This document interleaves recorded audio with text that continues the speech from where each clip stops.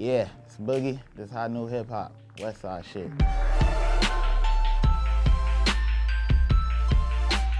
Yeah, basically, I'm from Los Angeles, California. Spent most of my time in Long Beach, streets of Long Beach and Compton. It was like a back and forth thing. I started rapping when I was like 15, so it's like 10 years now. The origin of my music, I would say it come from like church or something. Like my mama, when I was 14, she sent me to church because I was getting in too much trouble.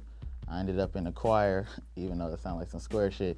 I was in the choir, but when I get out of church, I end up in the streets with the wrong crowd. So it was like the live in both worlds type of thing. So that's how I ended up transcending into street rap. So yeah, now I got a kid out here trying to get it. That's about it.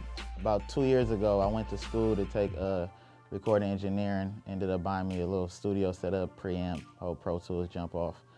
That's why Thirst 48 sounds so raw, because it's a lot of, like, my kid is actually in the mixes on that tape, because there's no soundproof in my room.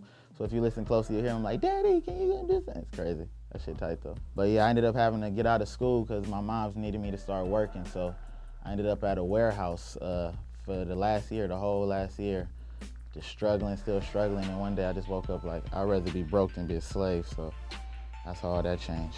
So when I was like, 16, me and my cousins was watching Paid in Full. Honestly, it came from Paid in Full, Ace Boogie. And I used to call myself Ace Boogie at first. Then I just like, that was weak. I just said Boogie.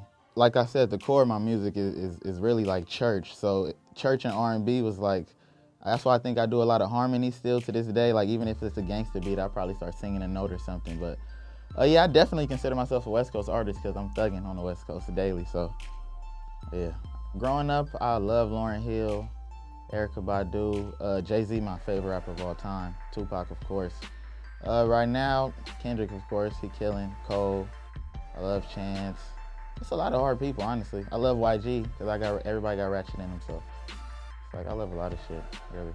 I say like last year, I was at a real bitter state, I think, because I hated Twitter. Like, it wasn't really I hated Twitter, I just hated the way niggas was using it, and bitches could wake up and be a model when it's girls actually putting in work to aspire to be a model.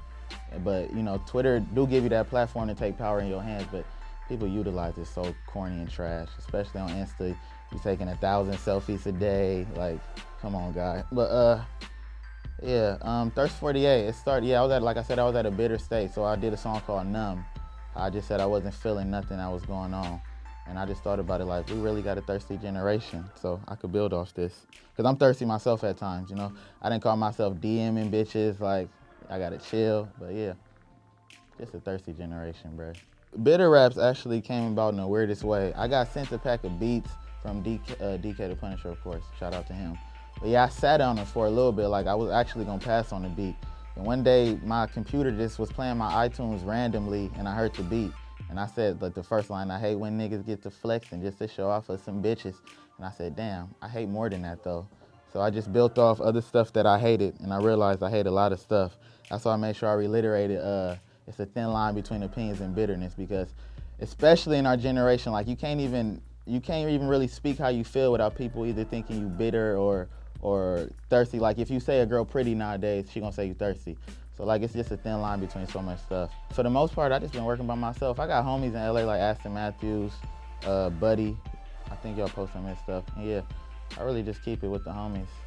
I like rapping by myself. I love girl vocalists though, so if y'all got some, send them my way. My reality is the best situation, honestly. I'm not gonna be one of them bitter rappers who like, fuck the labels. Like, cause at the end of the day, a label could probably better my situation. It's all about whatever situation fits me, really. I'm not gonna force nothing though. But if a label come with that right offer, I'm in that thing, for sure. My last year been a real crazy process. Matter of fact, I remember last year I was telling my homies, like, we was on Hot New Hip Hop actually every day, matter of fact. That's the only site we'll listen to. So from a year later to actually be on the site is crazy to me. But even though I still got a lot more to go, it's just crazy that the site I was looking up to is like the homies now. Another crazy thing, this is my first time leaving LA, you know? So I'm a grown-ass man. This was my first time on the plane, bruh, and it was crazy because the landing process, I threw up. Some dude next to me helped the nigga out, though. He gave me, like, a bag and shit, so it was cool. 2015, I'm trying to turn up, bruh. I already started working on my next tape. It's gonna be called The Reach, talking about a lot of different forms of reaching that I'm pretty sure I'm gonna show y'all later. I might have something for y'all in January, matter of fact. In the future, yeah, I'm just gonna keep making conceptual tapes, conceptual albums, wherever it take me, and be the hardest. Like, my goal is to be the best, honestly. I know I'm far, far away, and it's a lot of people, I stay humble, that I gotta pass up, but I'm definitely planning on getting to the top tier. And like, I am what an internet artist is. Like, I don't take that as slight at all, because internet equals real world. So that's what I am. So until they start seeing what I am and how relevant I am to these times to come, I'm just was able to, you know what I'm saying, illustrate, you know what I'm saying, the mind state of a Detroiter, you know what I'm saying, from my perspective, being somebody who grew up on the east side and the west.